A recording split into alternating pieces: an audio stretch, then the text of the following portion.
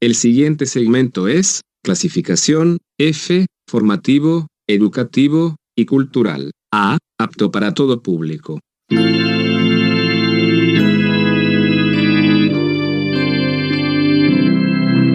Bienvenido a Hora de Estudio Bíblico con nuestro maestro el Dr. Lehman Strauss.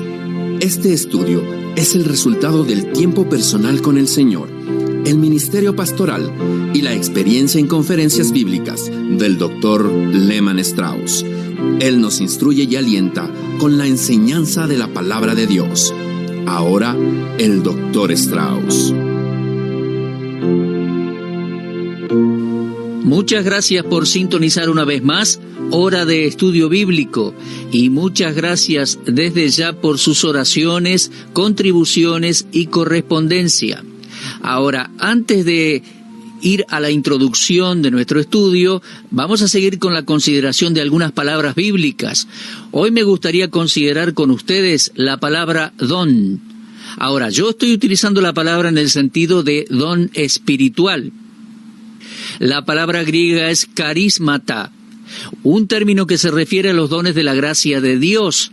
La charismata, o los dones espirituales, están enumerados en 1 Corintios 12, en Romanos 12, versículos 6 al 8, en Efesios 4, versículos 8 al 12.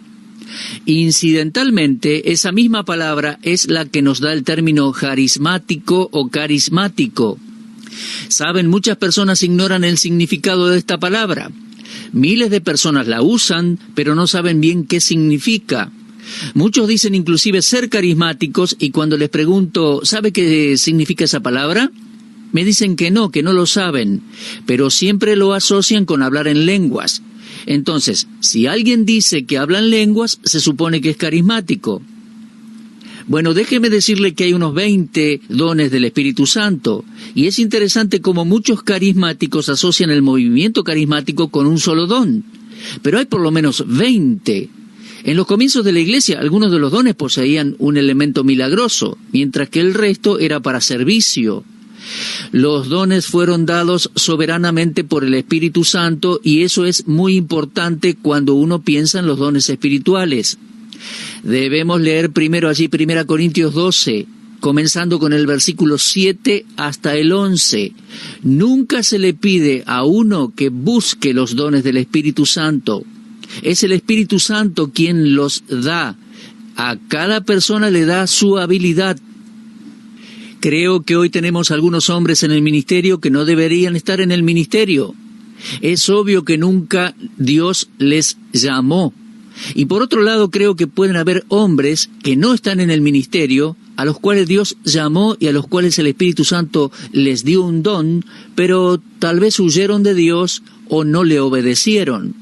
Ahora, yo no soy el juez de estas situaciones. No estoy señalando a ninguna persona en particular. Yo no lo puedo hacer. Simplemente estoy diciendo que los dones son dados soberanamente por el Espíritu Santo de Dios. Cada creyente recibe su propio don por parte de Dios. Tenga eso en mente, mi oyente. Uno no recibe un don por imposición de manos. Es imposible que yo pueda transmitirle a alguien un don espiritual por imponerle las manos. Y no es posible que un líder religioso, sea cual sea, judío, católico, protestante, pueda transmitir un don espiritual a alguien por medio de la imposición de manos. Creo que lo que transmitimos por la imposición de manos es un respaldo para el misionero y la misión a la cual lo encomendamos. Cada creyente rendirá cuentas ante Dios por el uso o mal uso de los dones que Dios le dio. Los dones utilizados para el fundamento de la Iglesia no se repiten en realidad. Fueron para aquella época. Ahora, cada cristiano debe saber su propio don, debe conocer cuál es y preguntarle a Dios cuál es su don. Una vez que lo identificó, debe usarlo para la gloria de Dios y para bendición espiritual de otras personas. Bueno, suficiente por hoy con este tema de palabras y la palabra don. En nuestro próximo programa vamos a seguir con otra palabra. Ahora vayamos al libro de los Hechos para continuar con nuestro estudio introductorio a la epístola a los Filipenses. Creo que vamos a pasar un buen tiempo juntos estudiando estos temas. En nuestro estudio anterior estuvimos hablando de la visión de Pablo, la visión en la cual vio ese varón macedonio que le decía, pasa a Macedonia y ayúdanos. Allá en Hechos 16, Lucas escribe que inmediatamente procuraron partir para Macedonia. Es decir, rápidamente dejaron todo y se dirigieron hacia donde Dios los llamaba. Eso está en Hechos 16, 9 y 10. En nuestro último estudio dijimos que Pablo y su compañía, sus compañeros en el ministerio del Evangelio, no podían hacer otra cosa que obedecer a Dios. Entonces leemos allí en Hechos 16, 12, que fueron hacia Filipos. Ahora, de no saber mucho de la visita a la colonia romana de Filipos, sí podemos esperar escuchar en cuanto a la buena labor para Dios en Filipos. Y eso vamos a hacer. Estos siervos obedientes no serían detenidos por la adversidad de los enemigos del Evangelio. Usted escuchó el Evangelio de Jesucristo porque Pablo obedeció la voz del Espíritu Santo hace ya más de 1900 años. Pablo no podía predecir los resultados de su labor, pero estaba seguro de que estaba en la voluntad de Dios. Mi amigo, ¿está usted seguro de estar sirviendo a Dios fielmente en el lugar que Dios le asignó? Esto nos trae a un tercero y último pensamiento en esta introducción. 2 pensamientos vimos ayer, ¿los recuerda? Bueno, Dios no le debe nada al hombre. Este es el tercer pensamiento. Recuerde eso siempre. Dios no le debe nada a nadie. Responda al llamado de Dios y al clamor humano por ayuda, ya que le dará resultados. El apóstol Pablo obedeció la voz y la visión, y el resultado fue glorioso y victorioso. Él respondió al llamado de Dios y testificó del Señor Jesucristo, y su evangelio prevaleció sobre la idolatría pagana y la oposición satánica. Esto es siempre verdad. Un siervo de Dios en la voluntad de Dios es inmortal hasta que su obra en la tierra se termine, y los resultados son seguros y para la gloria de Dios. Ahora bien, el comienzo de la predicación del Evangelio en Filipos fue un tanto insignificante. Fue esperar tranquilo a que Dios obrara. Comenzó en una pequeña escala. No había una cruzada planeada precedida por publicidad o un banquete o un pedido a las iglesias a que enviaran autobuses llenos a una reunión. El ministerio de Pablo en Macedonia fue evangelismo del Nuevo Testamento en su mejor versión. Y cuando él y su grupo bajaban del barco, no había ningún transporte esperándoles para llevarlo a un hotel. Qué hermoso pensar que un grupo de hermanos lo estaba esperando con las palabras, «Bienvenido Pablo, estamos ansiosos de escuchar el mensaje de Dios por medio suyo». Pero no hubo nada de eso. Lucas simplemente dice en Hechos 16:12, «Estuvimos en aquella ciudad algunos días». O sea, estaban esperando que el Espíritu Santo hiciera posible un primer contacto para el Señor Jesús. Creo que muchos jóvenes pueden aprender una lección aquí, librándose así del desánimo que uno siente muchas veces al salir al campo misionero. Escúchenme, jóvenes y jóvenes misioneros, cuando uno responde al llamado de Dios para ir a algún lugar lejano y llevar el Evangelio, no se puede sorprender porque no lo quieran. La necesidad va a estar allí, pero recuerde, los perdidos, la mayoría de las veces, no saben de su necesidad. Recién se dan cuenta al escuchar la palabra de Dios, pero el hecho de que tienen la necesidad es un llamado para usted y para mí, para ir a ayudarles. El evangelismo moderno está tan lejos del evangelismo del Nuevo Testamento. En la actualidad vemos que se juntan miles y miles de dólares para traer un evangelista, y en muchas ocasiones estos evangelistas pretenden quedarse en los mejores hoteles y tener toda la publicidad paga. El apóstol Pablo avergüenza a más de un predicador contemporáneo. El día en que Pablo, Lucas y Timoteo llegaron a aquella colonia romana, nadie sabía que este grupo de misioneros eran soldados de Cristo y que en ese mismo día estos misioneros iban a poner en alto la cruz de Cristo. La siembra del Evangelio en ese gran centro de gobierno mundial iba a cambiar el curso de la historia. Las victorias ganadas por las fuerzas de Jesucristo bajo la guía directa del Espíritu Santo serían prueba suficiente de que Satanás no es un contrincante a la altura del Hijo de Dios. La primera victoria del Señor Jesús fue la conversación con una mujer. Ahora, parece un pequeño comienzo, ¿no es así? Me pregunto, ¿cuántos evangelistas estarían satisfechos al ver la conversión de una sola mujer? Después que Pablo y su compañía hubieron descansado y observado el lugar los primeros días, se apartaron en el día de reposo a un lugar y a un tiempo para orar. Ahora, esto nos indica que no había allí, en Filipos, una sinagoga. Era costumbre de los judíos que de contar con 10 hombres reunidos era suficiente para comenzar una sinagoga. De no ser así, aquellos que querían reunirse irían cerca de algún río, a donde podrían llevar a cabo sus ceremonias. Así que al llegar al lado del río, Pablo encontró a un pequeño grupo de mujeres que se habían juntado para ofrecer sus oraciones. Ahora, esta era la oportunidad dada por Dios para dar testimonio del poder del Evangelio salvador de Dios. ¿Qué futuro puede ver un gran predicador en una audiencia conformada por unas pocas mujeres? Sabiendo que su misión fue ordenada por Dios, Pablo no podía ser indiferente a las necesidades espirituales de ese pequeño grupo de señoras. Él tuvo en cuenta a estas damas que estaban dispuestas a escuchar la palabra de Dios. Y una de ese grupo era una señora de negocios llamada Lidia, que vendía materiales teñidos o tintura para teñir ropa.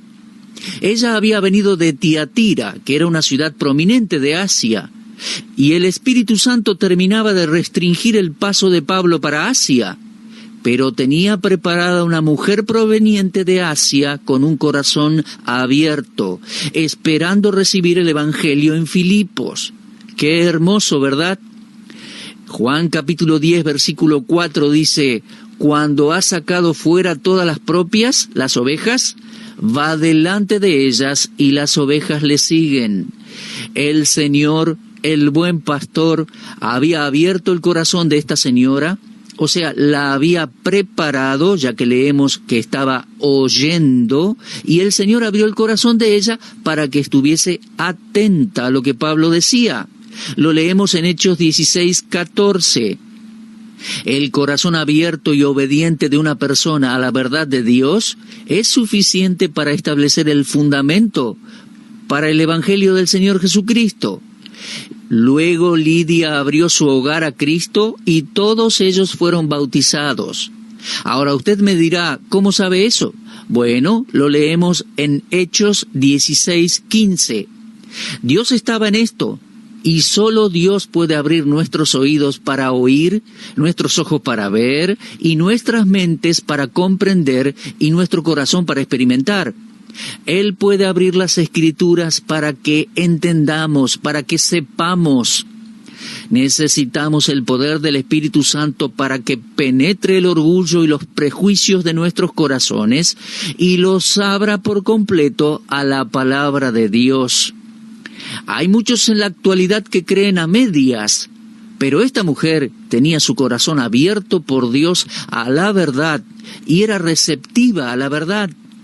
No insistió en que se le explicase todo, no insistió en comprender todas las doctrinas, simplemente abrió su corazón a la verdad de Dios.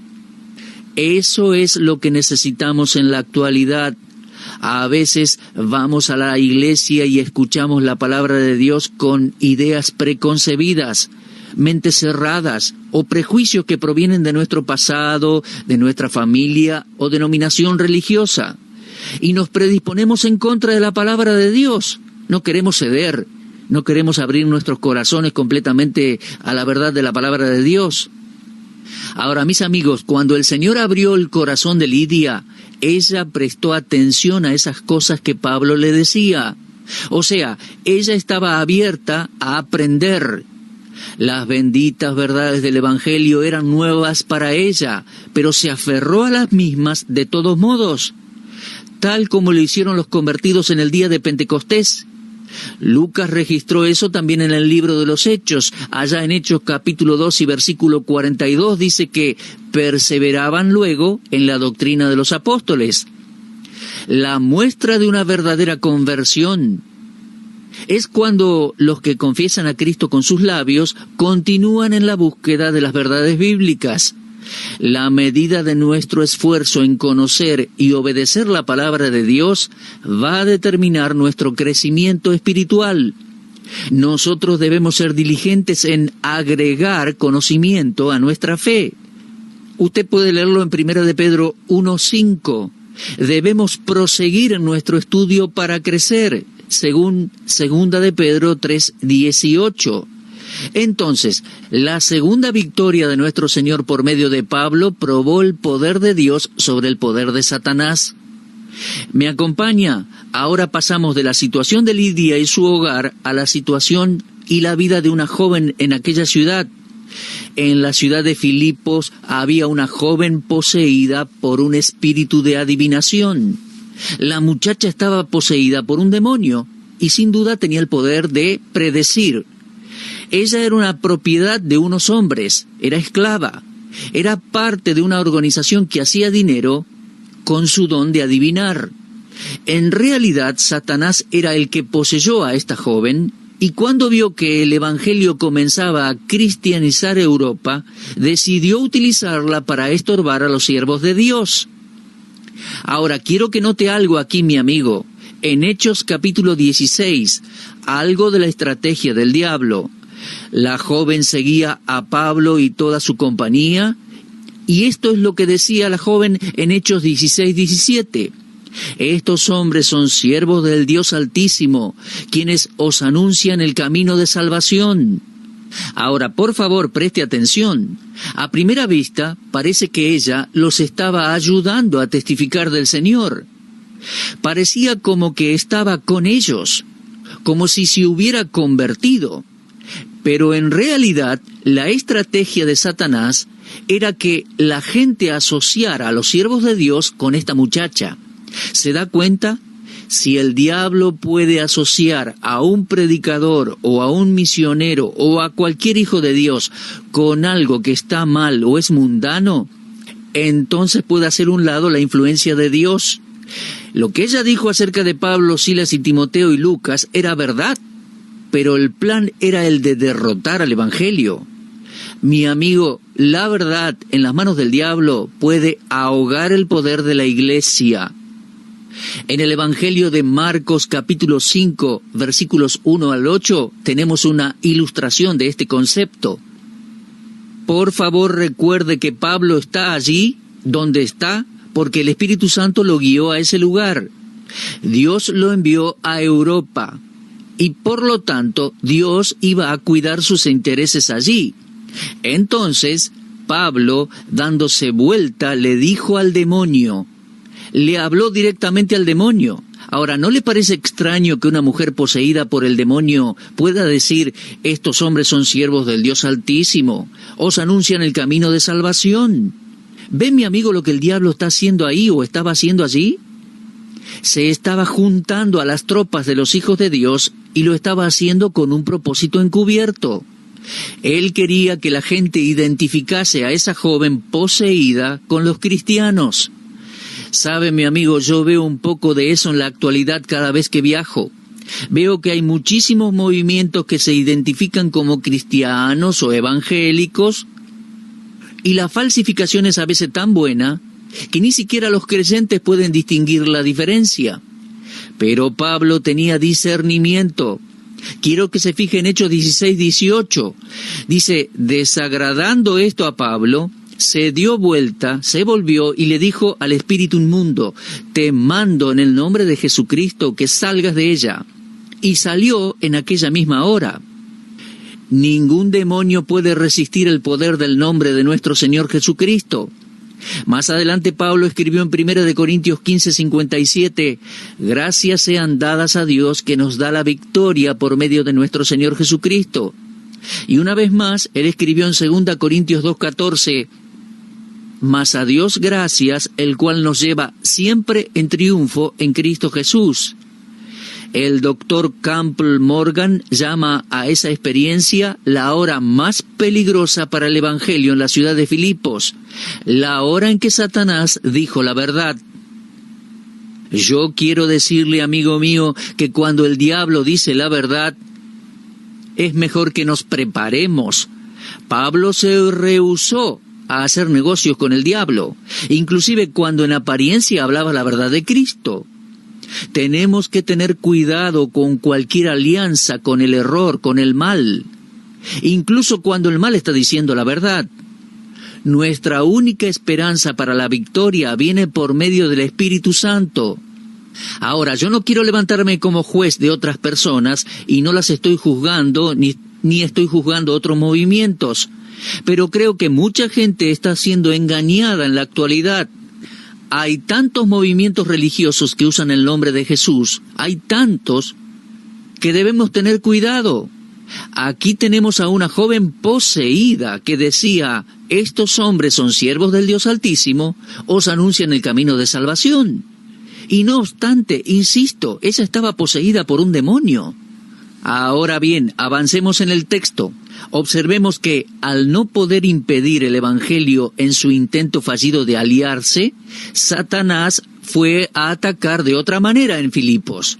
Fue a atacar por medio de la oposición. Cuando los jefes de esta organización, los dueños de esta joven poseída, vieron que la esperanza de sus riquezas había desaparecido porque la chica fue liberada del demonio y la chica perdió la capacidad de adivinar, entonces se enojaron mucho y presentaron cargos contra los creyentes. Deberíamos leer allí Hechos 16, versículos 19 al 21. Ellos acusaron a los testigos de Dios de enseñar costumbres que no eran consistentes con la ley romana. En realidad a ellos no les importaba la ley.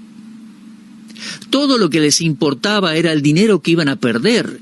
Les digo, amigos, cuando uno toca el bolsillo de algunas personas, está tocando su Dios. Hombres y mujeres en la actualidad que promueven sus productos venenosos son enemigos del Evangelio. A aquellos que hacen dinero por medio de la prostitución, los juegos de azar, el alcohol, la pornografía y cosas así, son enemigos y antagonistas del Evangelio del Señor Jesús. Pero ellos van a tratar de hacer lo posible por callar a los testigos de Cristo. En Filipos pusieron a Pablo y a Silas en prisión.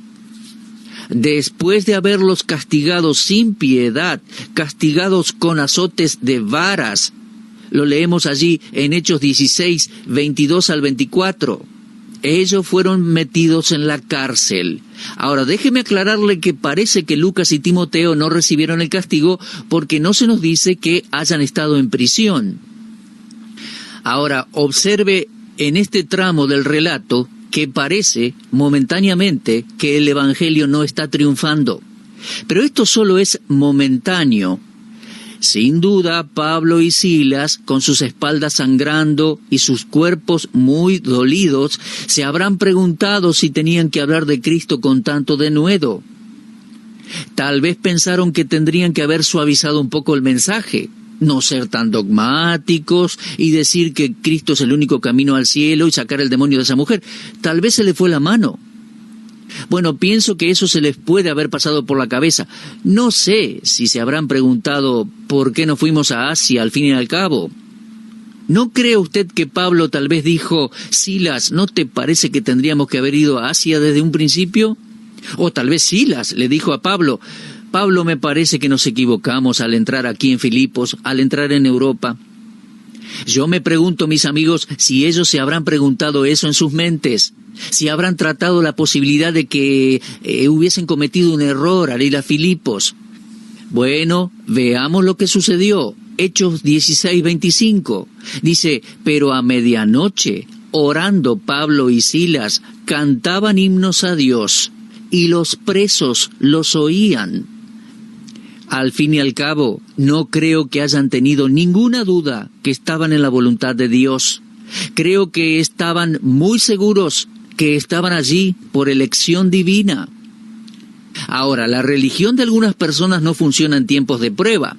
Solamente el cristianismo puede hacer que alguien esté contento más allá de la situación.